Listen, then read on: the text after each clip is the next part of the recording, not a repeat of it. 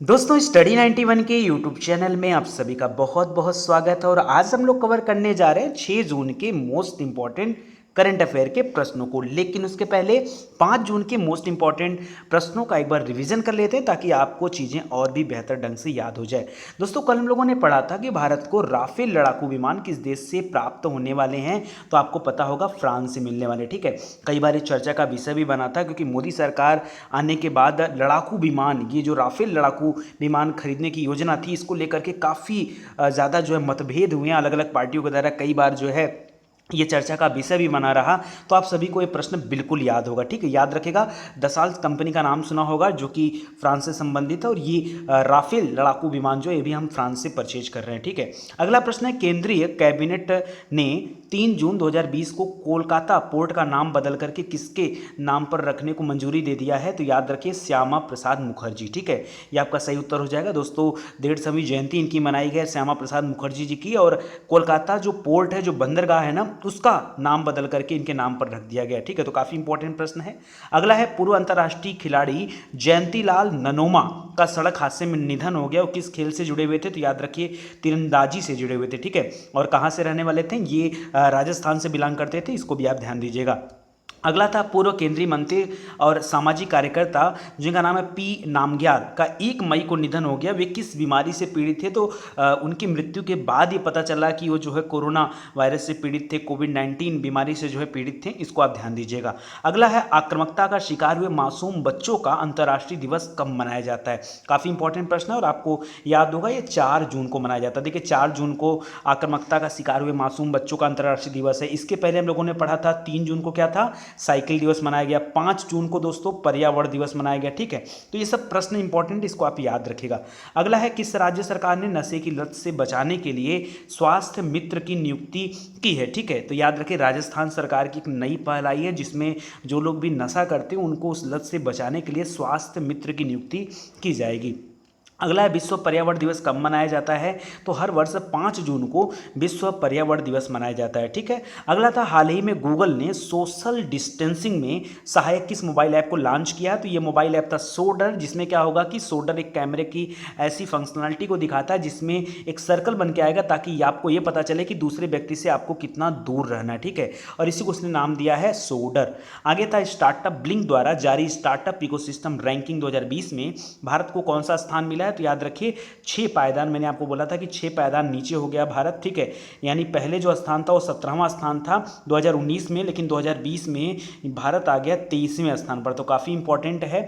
और अगला था, कुवैत के राजदूत जो नियुक्त हुए हैं उनका नाम क्या है? तो याद रखिएगा सीबी जाज। ठीक है, तो याद रखिएगा, काफ़ी इंपॉर्टेंट प्रश्न था। चलिए अब विजिट करते हैं हम लोग आगे और 6 जून के मोस्ट इंपॉर्टेंट करंट अफेयर के प्रश्नों पर चर्चा शुरू करते हैं।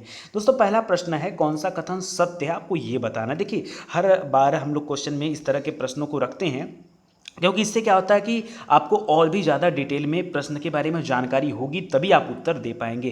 प्रश्न कह रहा है कि 2 कथन है। पहला कथन है कि हाल ही में यूएन द्वारा भारत के 10 शहरों का कोविड-19 प्रबंधन सूचकांक जारी किया गया है। इस रिपोर्ट में राजस्थान प्रथम स्थान पे है। आपको बताना है कि कौन सा कथन सही है और कौन सा कथन गलत है। दोस्तों इस प्रश्न की चर्चा हम पहले भी कर चुके हैं। ठीक है, हो सकता हो आपके माइंड से स्किप कर गया हो, बट आप याद रखिएगा यहाँ पे सही उत्तर हो जाएगा केवल बी। क्यों? क्योंकि राजस्थान दोस्तों पहले स्थान पर है और 10 राज्यों में जो है ये करा। 1 मिनट, हाल ही में यूएन द्वारा भारत के 10 शहरों का कोविड-19 प्रबंधन सूचकांक जारी किया गया। ठीक है, तो याद रखें दोस्तों यहाँ पर तो दोनों सही होना चाहिए आई थिंक। तो यहाँ पर ध्यान देने वाली बात यह है कि देखिए 10 शहरों यहाँ पर दिया हुआ, जबकि जो ये लिया गया है सूचकांक के लिए जो लिए गए हैं राज्य, वो राज्य लिए गए हैं। तो 10 राज्य दोस्तों, यहाँ पर 10 शहर नहीं होगा। ठीक है, तो यहाँ पर 10 शहर है, इस वजह से ये प्रश्न क्या हो जाएगा? गलत हो जाएगा। ठीक है, इसको ध्यान दीजिएगा, यहाँ पर केवल बी सही है। इसी को लेकर मैंने कन्फ्यूजन हुआ, हमने कहा कि यार क्यों 10 शहर है या 10 राज्य, तो थोड़ा सा जो है माइंड जो है डिस्ट्रैक्ट होगा। तो इसको ध्यान दीजिएगा, 10 शहर नहीं होगा, 10 राज्य होगा। ठीक है, चलिए एक बार डिस्क्रिप्शन देख लेते हैं। यहाँ पर लिख रहा है कि केंद्र सरकार द्वारा कोविड-19 प्रबंधन सूचकांक के तहत 10 राज्यों के लिए किए गए विश्लेषण में राजस्थान प्रथम स्थान पर रहा है। ठीक है, और कोरोना महामारी का पॉजिटिव रोगियों की संख्या के दोगुने होने का समय जहां देश में 12 दिन का है, वहीं राजस्थान में याद रखेंगे 18 दिन में यह संख्या जो है दोगुनी हो रही है। तो इसको थोड़ा ध्यान दीजिएंगे। ठीक है। और पॉजिटिव मामले की अगर बात करें तो यहाँ पर लगातार जो ग्राफ है वो घट रहा है, ठीक है, इसको भी ध्यान दीजिएगा। मृत्यु दर जो है वो यहाँ पर चल रही है दोस्तों 2.16%, ठीक है, राजस्थान में, तो जो कि राष्ट्रीय औसत से काफ़ी कम है, तो इसको आप लोग ध्यान देंगे। और रिकवरी रेट की बात करें तो सबसे ज़्यादा मतलब अच्छा खासा रिकवरी रेट चल रहा है, 67.59% जो है रिकवरी रेट यहाँ पर चल रहा है, वो भी काफ़ी अच्छा है, तो इसको आप ध्यान देंगे, ठीक है। तो 10 राज्यों के बीच में शुरू किया गया था, मतलब ये सूचकांक बनाया गया था जिसमें राजस्थान का पहला स्थान आया है, ठीक है। 10 सीटी मत करिएगा। अगला प्रश्न, हाल ही में मैक्सिको में किस तूफान ने दस्तक दिया है? कौन सा तूफान आया है? तो मैक्सिको, आप सभी को पता होगा, मैक्सिको की राजधानी मैक्सिको सिटी है, मैक्सिको के बगल में मैक्सिको की खाड़ी है और वहीं पर यह तूफान आया। इस तूफान का नाम है क्रिस्टोबाल तूफान। क्या नाम है? क्रिस्टोबाल। तो दोस्तों आप सभी को पता चल रहा होगा। अच्छा, ये एक तूफान भी एक बड़ा चक्रवात का रूप धारण कर रहा है धीरे धीरे, ठीक है, और इससे जो है मैक्सिको की खाड़ी में जो है ये चक्रवात देखा गया, जिससे मैक्सिको भी प्रभावित है और साथ ही साथ आपका अमेरिका जो है वो भी प्रभावित है, ठीक है। अमेरिका के कुछ ही हिस्से प्रभावित है, दक्षिणी मैक्सिको और अमेरिका के कुछ हिस्से प्रभावित हैं, इसको ध्यान दीजिएगा। कह उष्णकटिबंधीय तूफान क्रिस्टोबाल का निर्माण मैक्सिको की खाड़ी में हुआ है। उष्णकटिबंधीय तूफान क्रिस्टोबाल मैक्सिको में लैंडफॉल करने के बाद धीरे धीरे अंतर्देशीय भागों की ओर बढ़ रहा है। तो यहाँ पर एक शब्द है दोस्तों, लैंडफॉल करने के बाद। ये लैंडफॉल क्या होता है? याद रखिए, लैंडफॉल वह स्थान होता है जहां से उष्णकटिबंधीय चक्रवात तट को पार करके, यानी समुद्री तट सीमा को पार करके जमीन पर पहुंचते हैं, उसी को बोला जाता है लैंडफॉल, यानी चक्रवात का लैंडफॉल। तो धीरे धीरे अब ये लैंडफॉल हो रहा है और इसमें जो है दक्षिणी मैक्सिको, यानी मैक्सिको का दक्षिणी हिस्सा और अमेरिका के कुछ उससे प्रभावित होने की संभावना है, तो इसको याद रखेगा, क्रिस्टोबाल तूफान। अगला प्रश्न देखिए, काफी इंपॉर्टेंट प्रश्न है। किस प्रदेश के मुख्यमंत्री का आज मतलब कब? याद रखेगा 5 जून को, ठीक है, 5 जून को इनका 48वां जन्मदिवस मनाया जा रहा है। आज करने का मतलब ये नहीं कि 6 जून, ठीक है, तो इसको याद रखेगा। 5 जून 1972 को जन्म हुआ था योगी आदित्यनाथ जी का, ठीक है। ये उत्तर प्रदेश के क्या है इस समय? मुख्यमंत्री हैं, तो इनको याद रखेगा। देखिए आगे दे भी रहा है कि योगी आदित्यनाथ का जन्म 5 जून 1972 को पौड़ी जिले में हुआ था और वहां का पंचूर गांव है, ठीक है, उत्तराखंड में पड़ता है पौड़ी जिला, ठीक है, वहां पर हुआ था। स्थानीय स्कूल में शुरुआती पढ़ाई लिखाई हुई, उसके बाद वो सीधा चले गए कोटद्वार में और वहाँ जाकर गढ़वाल यूनिवर्सिटी से गणित में बीएससी की परीक्षा भी पास किया। उसी दौरान वो एबीवीपी से जुड़े थे। फिर 1993 में वो अपनी पढ़ाई कंप्लीट करके गोरखपुर आ गए रिसर्च करने के लिए, गोरखनाथ विश्वविद्यालय में, ठीक है, याद रखिएगा। उसके बाद 1994 में सांसारिक मोमाया त्याग कर वो सन्यासी बन गए, ठीक है। तो काफ़ी अच्छी हिस्ट्री इनकी रही है। अच्छा, इनके बचपन का नाम याद रखिएगा दोस्तों, बहुत सारे लोग नहीं जानते हैं। आदित्यनाथ जी के बचपन का नाम है अजय सिंह बिष्ट, ठीक है। बाद में उन्होंने अपना नाम बदल करके योगी आदित्यनाथ रख लिया, ठीक है। 1998 में महज 26 साल की उम्र में योगी आदित्यनाथ ने भाजपा के टिकट पर गोरखपुर से चुनाव लड़ा और जीत दर्ज किया। उसके बाद 1999 में जनता ने उन्हें भारी मतों से जिताकर लोकसभा में पहुंचा दिया और तब से लगातार 2004 में, 2009 में और 2014 में गोरखपुर से ही वे सांसद रहे।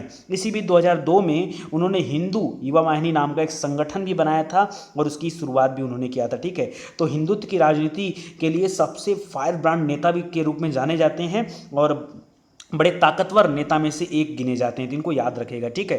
5 जून को इनका डेट ऑफ बर्थ था।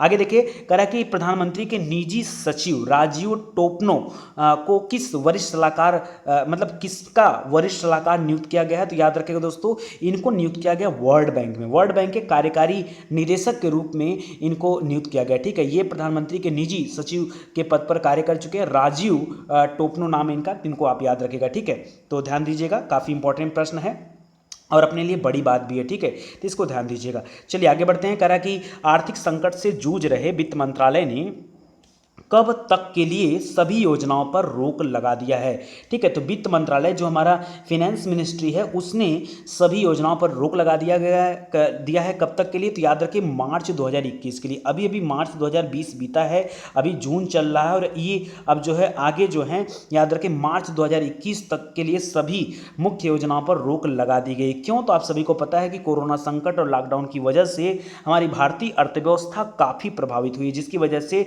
सरकार को राजस्व का बहुत बड़ा नुकसान हुआ है। इस आदेश में यह भी कहा गया कि अस्थायी वित्तीय समिति प्रस्तावों जिसमें 500 करोड़ से ऊपर की योजनाएं हैं उनको 2020-21 के पहले से ही स्वीकृत या अनुमोदित किया जा चुका था और 1 वर्ष तक उन सभी योजनाओं को निलंबित रखा जाएगा। ठीक है, तो ये जो है फैसला काफ़ी अहम फैसला, इसको ध्यान दीजिएगा। ठीक है, और आगे भी दे रहा है कि लेखा महानियंत्रक के पास उपलब्ध रिपोर्टों से पता चलता है कि अप्रैल 2020 के दौरान 27,548 करोड़ रुपए राजस्व मिला, जो बजट अनुमान का केवल 1.2% था, जबकि सरकार ने 3 लाख करोड़ रुपए खर्च किया, जो बजट अनुमान का लगभग 10% था। ऐसे में ये कदम उठाना क्या है, सिंपल है। अच्छा, एक बात और भी याद रखेंगे, स्टडी 91 का एप्लीकेशन भी आ चुका है। मुझे पता है बहुत सारे बच्चे एप्लीकेशन इंस्टॉल नहीं किए हैं तो जाके कर लीजिए, क्योंकि आज नहीं तो कल आपको एप्लीकेशन इंस्टॉल करना ही होगा अगर आप चाहते हैं सच में आपकी तैयारी बेहतर हो पाए। केवल करंट अफेयर के नहीं, किसी भी विषय में आप अगर प्रॉपर और सिस्टमेटिक ढंग से तैयारी करना चाहते हैं तो एप्लीकेशन से जुड़ना ही होगा आपको। चलिए आगे बढ़ते हैं दोस्तों। आगे दे रहा है कि बॉलीवुड के किस प्रसिद्ध निर्माता एवं निर्देशक का 93 वर्ष की उम्र में निधन हो गया है। काफ़ी एज भी इनका हो गया था। याद रखें, इनका नाम है बासु चटर्जी। क्या नाम है? बासु चटर्जी। तो इनका निधन हो गया है। ठीक है, और एक के बाद एक लोग जो हैं अभी बॉलीवुड की धरती से चले जा रहे हैं। और अभी कुछ दिन पहले दोस्तों आपने इरफान खान का नाम सुना होगा। ठीक है, आगे देखिए, कह रहा महान फिल्मकार और राष्ट्रीय फिल्म पुरस्कार से सम्मानित बासु चटर्जी जी का निधन हो गया। उन्हें छोटी सी बात, रजनीगंधा जैसी फिल्मों के लिए जाना जाता था। इसके अलावा उन्होंने 2 प्रसिद्ध टीवी धारावाहिक भी बनाया था। एक था ब्योमकेश बख्शी और दूसरा था रजनी। उसमें जो है इन्होंने निर्देशन का कार्य भी किया था। 10 जनवरी 1930 को अजमेर राजस्थान में इनका जन्म हुआ था। ठीक है, इसको आप ध्यान रखिएगा। चलिए आगे बढ़ते हैं दोस्तों। आगे कह रहा है किस राज्य ने मिशन फतेह गीत लॉन्च किया है। ठीक है, तो मिशन फतेह गीत आपको नाम से ऐसा लग रहा होगा कि पंजाब ने इसको लॉन्च किया है। ठीक है, मिशन फतेह गीत एक्चुअली में मिशन फतेह गीत है किससे संबंधित? इस समय मामला चल रहा है क्या, कोरोना वायरस को लेकर के। तो कोरोना वायरस को लेकर के एक जागरूकता गीत, आप ऐसा कर सकते हो, आप यूट्यूब पर इसे जाके देख सकते हैं। ठीक है, इस गीत में दोस्तों काफ़ी सारे एक्टर हैं और जो बड़े लोग हैं उनको शामिल किया गया, जैसे अमिताभ बच्चन जी हैं, कपिल देव जी हैं, मिल्खा सिंह हैं, करीना कपूर हैं, गुरदास मान हैं, हरभजन सिंह हैं। इन लोगों ने संदेश दिया है। ठीक है, तो पंजाब ने इसको लॉन्च किया है। इसकी राजधानी चंडीगढ़ है। मुख्यमंत्री हैं कैप्टन अमरिंदर सिंह। ठीक है, और गवर्नर है वहाँ विजेंद्र पाल सिंह बदनौर। तो ये ध्यान रखिएगा। आगे किस मंत्रालय ने 1 year of Modi 2.0 E booklet का विमोचन किया है? ठीक है, तो एक नया ई बुकलेट आया है और इसका विमोचन किया है सूचना और प्रसारण मंत्रालय ने। ठीक है, ऐसा नहीं कि किसी कंपनी ने किया है, ये भारत सरकार का ही मंत्रालय है, सूचना और प्रसारण मंत्रालय, उसके द्वारा 1 ईयर ऑफ मोदी 2.0 यानी मोदी सरकार का जो दूसरा कार्यकाल है उसका 1 वर्ष बीत चुका है, तो उसके लिए एक ई बुकलेट जारी की गई है। ठीक है, जिसमें मोदी सरकार के दूसरे कार्यकाल में जितनी भी उपलब्धियां हैं उन पर प्रकाश डाला गया है। ठीक है, तो इसको ध्यान दीजिएगा। और इसमें काफ़ी सारे चेंज हुए थे, जैसे आपने नाम सुना होगा, स्टार्टिंग में इशू था ट्रिपल तलाक को लेकर के, उसके बारे में यहाँ बताया गया है। उसके बाद आपका आर्टिकल 370 जो जम्मू कश्मीर में को लेकर चर्चा था वो है। राम मंदिर का मुद्दा था। मतलब ये सब बड़े बड़े, नागरिकता अधिनियम था, सीए, तो ये सब काफ़ी बड़े बड़े मुद्दे हैं जिनके बारे में यहाँ पर चर्चा की गई है, तो इसको आप ध्यान रखिएगा। आगे दे रहा है इस पुस्तक के कोविड-19 महामारी से लड़ने के लिए की गई कार्रवाइयों और आर्थिक गिरावट से कैसे निपटा जा रहा है, इस पर भी थोड़ा सा चर्चा किया गया है। कुछ अंतर्राष्ट्रीय कार्यक्रम है, जैसे हावड़ी मोदी वगैरह का नाम सुना होगा, नमस्ते ट्रम्प कार्यक्रम का नाम सुना होगा, मामल्लापुरम मोदी शी जिनपिंग शिखर सम्मेलन का नाम सुना होगा, तो इन सब के बारे में भी यहाँ पर बताया गया है। ठीक है, तो काफ़ी इंपॉर्टेंट ई बुकलेट है, आप डाउनलोड कर सकते हैं इसकी साइट से जाकर के।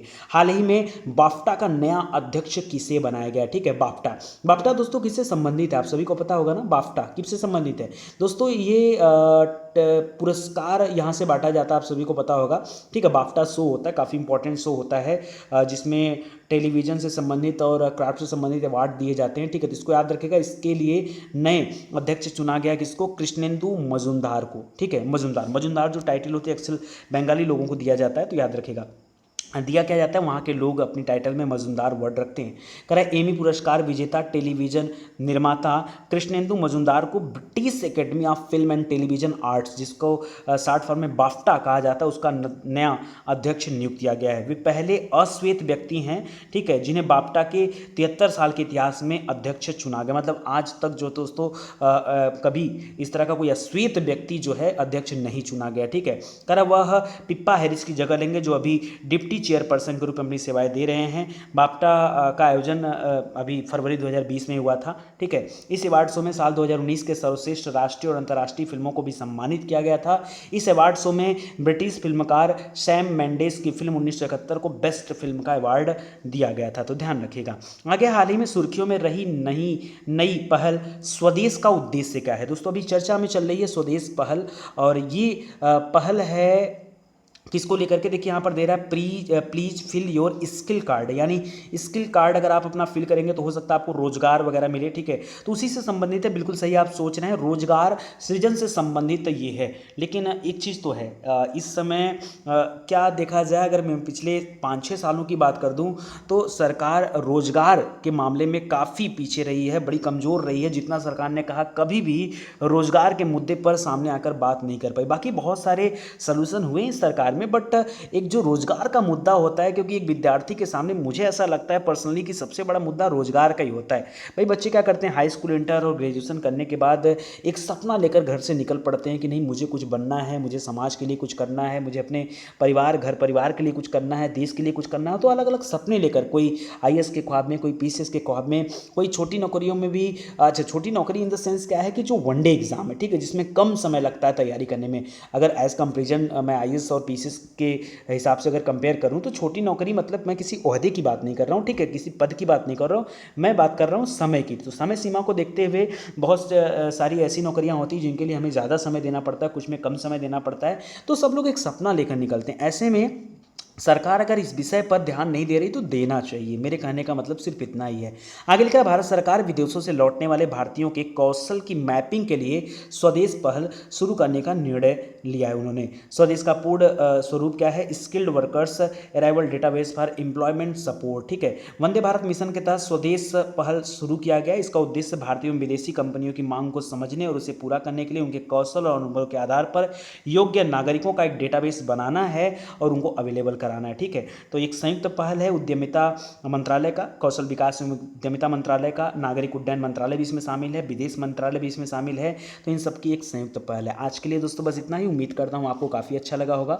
अच्छा, बहुत सारे बच्चे पूछ रहे थे कि सर प्रीति मैम कहाँ गई? तो प्रीति मैम की तबीयत थोड़ी सी ख़राब है, इस वजह से प्रीति मैम आपकी क्लास नहीं ले पा रही हैं, मजबूरन मुझे लेना पड़ रहा है, ठीक है। मे भी कल से कल तो संडे है, ठीक है, और कल वीकली करंट अफेयर आपको देखने के लिए मिल जाएगा। और उसके बाद मंडे से आपको जो है क्लास जो है वो प्रीति मैम देंगी, तो उसके लिए आप घबराइए मत, बिल्कुल वो तब तक स्वस्थ हो जाएंगी। आज भी वो क्लास लेने वाली थी बट कुछ थोड़ा सा डिस्टर्बेंस था, इस वजह से नहीं ले पाए, ठीक है। चलिए कोई बात नहीं, आप लोग एडजस्ट कर लीजिए। और मुझे ऐसा लग रहा है दोस्तों कि बहुत सारे बच्चे हैं जो टेस्ट नहीं देते हैं। भाई देखिए, हम टेस्ट, बड़ा मेहनत लगता है टेस्ट बनाने में, पता है, आप कल्पना नहीं कर सकते हो कि मुझे और हमारी टीम को कितना मेहनत लगता है करंट अफेयर बनाने में। मैं आपको प्रेशराइज नहीं कर रहा हूँ, लेकिन आपके भले के लिए कह रहा हूँ। आपका 5 मिनट का टेस्ट हमारे लिए बहुत बड़ा हो जाएगा, ठीक है। तो प्लीज़ दोस्तों एक बार टेस्ट आप जरूर देना। नीचे डिस्क्रिप्शन में लिंक दिया गया जहां जाकर आप टेस्ट दे सकते हैं। आप सभी का बहुत बहुत धन्यवाद। एप्लीकेशन को डाउनलोड कर लीजिए और वीडियो को शेयर करना मत भूलिए, ठीक है। Thank you so much.